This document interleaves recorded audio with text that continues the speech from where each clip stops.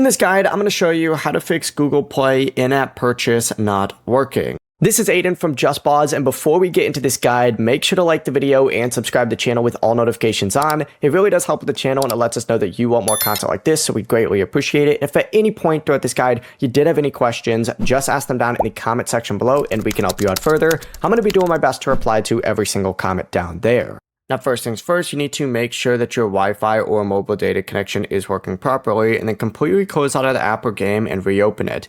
If it's still not working, go ahead and open up the Google Play Store and tap on your profile picture up in the top right, and then select payments and subscriptions and budget history, just like so, and check whether the transaction completed successfully from within here. Also, make sure the Google Play Store is updated, and you can do this just by going back to this main little screen right here, selecting your profile picture again, select Manage Apps and Device, and then select Manage, and you can go through here, and if there's any updates available, select them and update them.